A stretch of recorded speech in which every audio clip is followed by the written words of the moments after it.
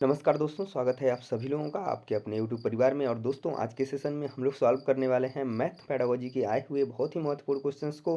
तो दोस्तों, वीडियो को लास्ट तक देखिएगा, तभी आपको पूरी की पूरी जानकारी और अच्छे तरीके से हेल्प जो है कि मिल पाएगी। तो चलिए दोस्तों, वीडियो को शुरू करते हैं। चैनल पर जो लोग भी नए होंगे चैनल को सब्सक्राइब कर लेंगे, क्योंकि ऐसे ही इंपॉर्टेंट वीडियो आपको डेली बाई डेली मिलती रहेगी। तो चलिए पहला क्वेश्चन करते हैं। तो देखिए, पहला क्वेश्चन रहा आपके सामने दोस्तों। पहला क्वेश्चन क्या है और किस तरीके से जो है क्वेश्चन पूछा गया है प्राथमिक कक्षाओं में बच्चे गणित में क्या सीखते हैं? इसके आकलन का ध्यान किस पर नहीं होना चाहिए? क्या गणितीय अवधारणाओं को समझना, गणितीय भाषा का विकास, गणित की समस्याओं का जवाब देने में सटीकता, या तर्क कौशल का विकास? किस पे नहीं ध्यान होना चाहिए यदि आप क्या कर रहे हैं, उसका आकलन कर रहे हैं?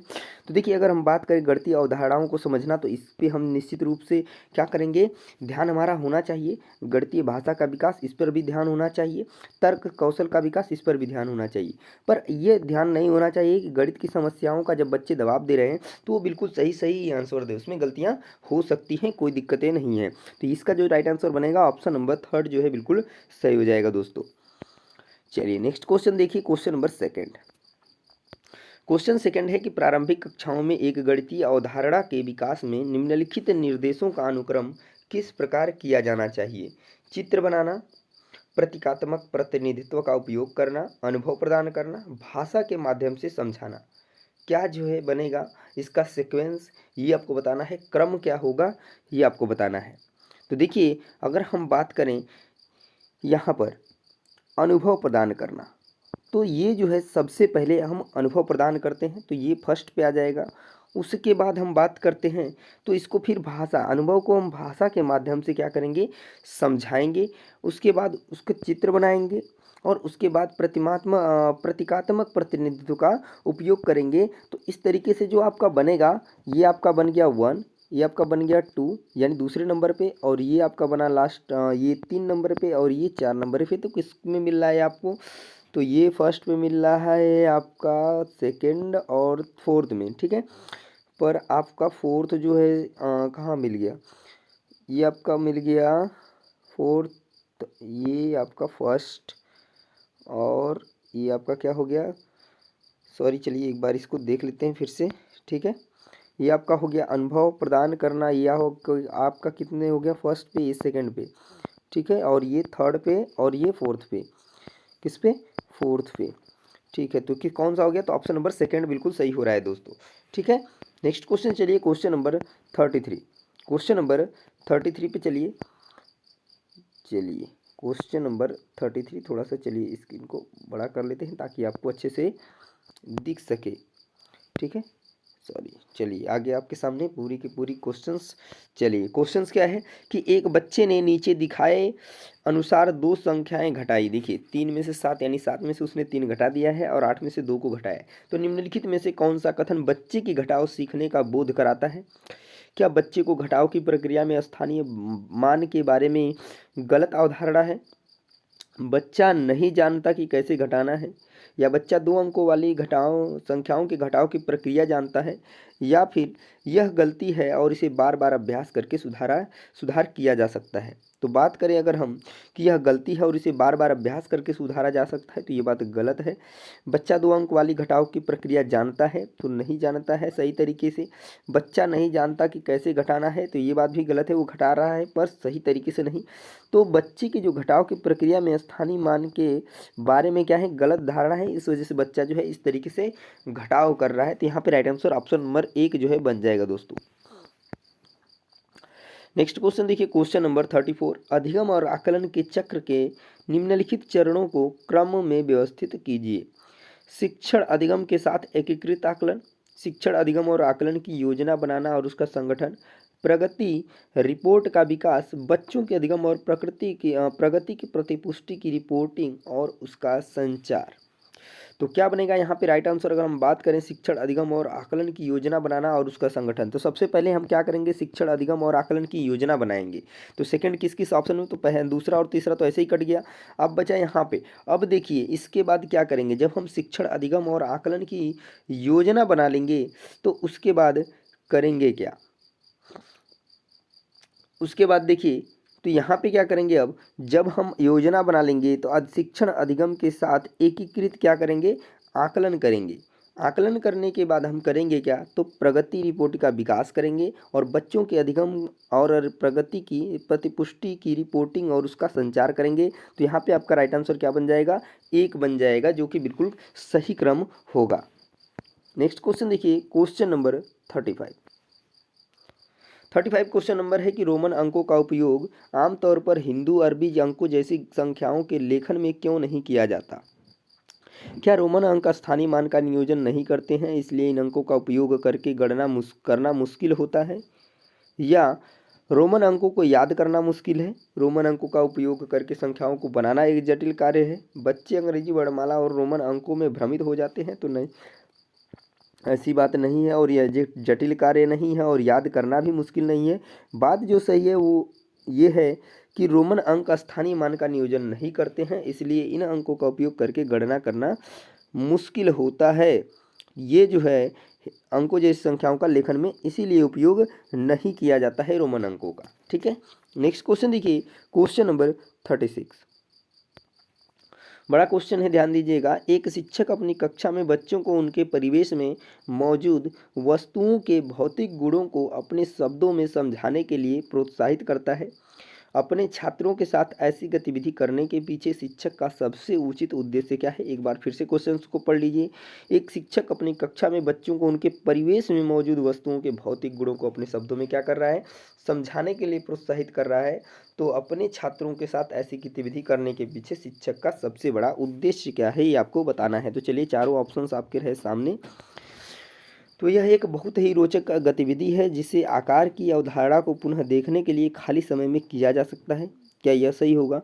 बच्चे अपनी भाषा में वस्तुओं को समझाने का आनंद लेते हैं और वे डम्ब स्राड्स खेलने का आनंद लेते हैं। यह बच्चों को अनौपचारिक रूप से किसी वस्तु के भौतिक गुणों का निरीक्षण करने का अवसर देता है, जो आकारों के बारे में उनकी समझ को गहन बनाता है। तो यहाँ पे राइट आंसर क्या बनेगा, और ये ऑप्शन नंबर 4 की यह एक उपयोगी गतिविधि है जो एक बच्चों को आकारों का परिचय कराती है। तो बात एक बताएं दोस्तों, पहले आपको कई बार बता चुके हैं, एक वर्ड जो होता है कि अवसर। जहाँ पर बच्चे को अवसर मिले वहाँ पे उससे अच्छा ऑप्शन आपको कोई नहीं मिलेगा। तो अवसर की बात करें, देखिए ऑप्शन नंबर 3 में कि भौतिक गुणों का निरीक्षण करने का अवसर देता है और आकारों में उनकी समझ को गहन करता है। तो राइट आंसर क्या बन जाएगा, ऑप्शन नंबर 3। नेक्स्ट क्वेश्चन देखिए, क्वेश्चन नंबर 37 दोस्तों। 37 नंबर क्वेश्चन है कि अशिक्षित दुकानदार द्वारा उपयोग किए जाने वाले गणित कक्षा में उपयोगी नहीं है, सभी गणितीय समस्याओं को हल करने में बहुत उपयोगी हैं, में अस्पष्टता और बहुत कम स्तर की शुद्धता है, या कि संबंधित समस्याओं को हल करने में वैकल्पिक रणनीति के रूप में कक्षाओं में शिक्षकों द्वारा चर्चा की जानी चाहिए। तो बात करें अगर चर्चा की जाने की, तो कहीं पर भी पॉजिटिव होता है। तो यहाँ पे राइट आंसर आपका क्या बन जाएगा, ऑप्शन नंबर 4 हो जाएगा।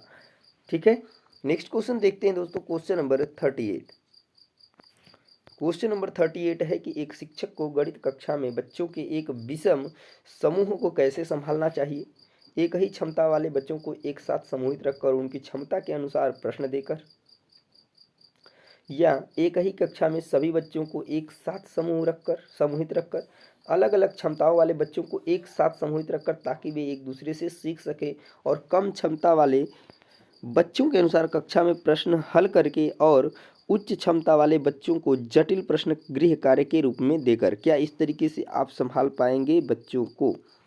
तो यहाँ पे देखिए, अगर हम बात करें जहाँ पर समावेशी शिक्षा की बात होती है, वहाँ पर हम क्या करते हैं, अलग अलग क्षमताओं वाले बच्चों को एक साथ समूहित रखकर, ताकि वे एक दूसरे से क्या कर सके, सीख सके। तो यहाँ पे राइट आंसर आपका ऑप्शन नंबर 3 जो है कि बन जाएगा। नेक्स्ट क्वेश्चन देखिए, क्वेश्चन नंबर 39 नंबर क्वेश्चन है कि गणित में सीखने के प्रतिफल इसलिए विकसित किए गए हैं ताकि गणना के लिए बच्चों को लघु विधियां बताई जाएं, विभिन्न शैक्षणिक सर्वेक्षणों में बच्चों की उपलब्धि बढ़ाई जाए, या बच्चों द्वारा हासिल की जाने वाली कक्षावार दक्षता और कौशल को परिभाषित किया जाए, या वर्ष की अंत परीक्षाओं के लिए बच्चों को तैयार किया जाए। तो जहाँ पर अगर वर्ष की अंत की परीक्षाओं की बात की जाए तो वो गलत होता है, ध्यान दीजिएगा इस चीज़ को। और बात करें विभिन्न शैक्षणिक सर्वेक्षणों में बच्चों की उपलब्धि के लिए सिर्फ बढ़ाई जाए तो ये भी गलत है, और लघु विधियाँ बताई जाए बच्चों गणना के लिए बच्चों को, तो ये गलत है। यहाँ पे राइट आंसर क्या होगा, ऑप्शन नंबर थर्ड, यानी बच्चों द्वारा जो भी हासिल की जाने वाली कक्षा और दक्षता और कौशल को क्या किया जाए, परिभाषित किया जाए, किसके, गणित में सीखने के प्रतिफल। ठीक है, नेक्स्ट क्वेश्चन चलते हैं, क्वेश्चन नंबर 40 नंबर क्वेश्चन है कि निम्नलिखित में से कक्षा में हो रहा कौन सा कार्य एक गतिविधि है। तो शिक्षक समझाते हैं कि प्रश्न कैसे हल करें। बच्चों द्वारा कविता के रूप में गिनती का वाचन, बच्चों द्वारा श्यामपट्ट से नकल करना, या बच्चों को अन्वेक्षण में लगाना। तो गतिविधि क्या है, तो यहाँ पे राइट आंसर क्या बनेगा, तो ऑप्शन नंबर 4 बनेगा, अन्वेक्षण। ठीक है, अन्वेक्षण यानी कि खोज करना, और खोज वहीं पे होगी जहाँ पे गतिविधि होगी।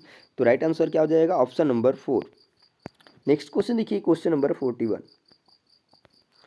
क्वेश्चन नंबर 41 है कि बच्चों के बीच गिनती के कौशल को विकसित करने के लिए निम्नलिखित में से कौन सा पूर्व संख्या अवधारणा के रूप में सीखने के लिए आवश्यक नहीं है। एक एक संगतता, क्रमबद्धता, संख्या नाम यादृच्छिक रूप से पढ़ना, या समूह बनाना। तो यहाँ पे आपका राइट आंसर क्या बनेगा, तो ऑप्शन नंबर बन जाएगा थर्ड, क्योंकि यही आवश्यक नहीं है, संख्या नाम यादृच्छिक रूप से पढ़ना, और बाकी एक एक संगतता, क्रमबद्धता, समूह बनाना, ये जो है कि आपका सही होने वाला है पूर्व संख्या अवधारणा के रूप में। नेक्स्ट क्वेश्चन देखिए, क्वेश्चन नंबर 42। एक बच्चे से यह पूछने पर कि क्षेत्रफल क्या है, उसने लंबाई गुणे चौड़ाई उत्तर दिया। क्षेत्रफल की अवधारणा के बारे में बच्चे की समझ के बारे में आप क्या कह सकते हैं। बच्चे को क्षेत्रफल की अवधारणा के बारे में कोई जानकारी नहीं है। बच्चे ने किसी भी बंद आकार के क्षेत्रफल के सामान्य विचार को आयत के क्षेत्रफल के रूप में उपयोग किया। या बच्चा सही कह रहा है कि क्षेत्रफल लंबाई गुणे चौड़ाई है। या बच्चा क्षेत्रफल और परिमाप की अवधारणा के बीच में क्या है, उलझन में है। क्या बात है, सही है, आप क्या कह सकते हैं ये आपको बताना है इस क्वेश्चंस में। तो क्वेश्चन का आंसर क्या बनेगा, क्या बच्चे को क्षेत्रफल की अवधारणा के बारे में कोई जानकारी नहीं है, तो ये बात गलत है। दूसरा है आपका कि बच्चे ने किसी भी बंद आकार के क्षेत्रफल के सामान्य विचार को आयत के क्षेत्रफल के रूप में उपयोग किया है, तो बात बिल्कुल सही है। बच्चा सही कह रहा है कि क्षेत्रफल लंबाई गुणे चौड़ाई है। तो यहाँ पर देखिए इससे अच्छा ऑप्शन यही बनेगा, और ये तो होगा नहीं, तो यहाँ पे राइट आंसर क्या बन जाएगा, तो ऑप्शन नंबर सेकंड जो है कि हो जाएगा दोस्तों। नेक्स्ट क्वेश्चन देखिए, क्वेश्चन नंबर 43।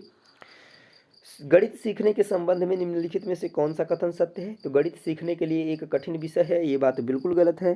ठीक है, आमतौर पर लड़कियां गणित में कमजोर होती हैं, तो ये बात भी गलत है। हर कोई गणित सीख सकता है, बिल्कुल बात सही है। और गणित केवल कठोर अभ्यास से सीखा जाता है, तो ये भी बात गलत है। तो यहाँ पे right answer option number third हो जाएगा। नेक्स्ट क्वेश्चन देखिए, क्वेश्चन नंबर 44। पाइथागोरस प्रमेय को सिखाने के लिए एक शिक्षक ने एक शीट वितरित की है जिस पर समकोण वाले 4 त्रिभुजों को खींचा गया है था, और बच्चे को त्रिभुज की भुजाओं के बीच संबंध खोजने के लिए कहा जाता है। उपयुक्त परिस्थिति में शिक्षक ने प्रयोग किया है आगमन विधि, निगमन विधि, व्याख्यान विधि, प्रयोगशाला विधि। तो यहाँ पर शिक्षक ने कौन सी विधि का उपयोग किया है, आगमन विधि का उपयोग किया है। नेक्स्ट क्वेश्चन चलिए, क्वेश्चन नंबर 45।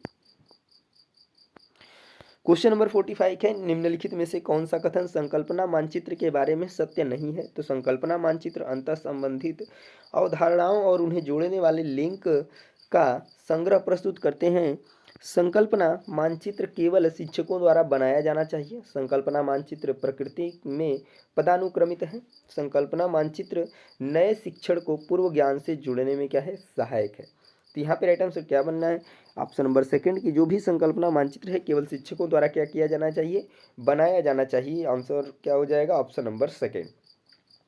तो ये थे मैथ पेडागोजी में पूछे गए 15 महत्वपूर्ण क्वेश्चंस। बाकी कंटेंट के क्वेश्चन आपको नेक्स्ट प्रैक्टिस सेट में मिलेंगे। तो दोस्तों मिलते हैं नेक्स्ट प्रैक्टिस सेट में, तब तक के लिए जय हिंद।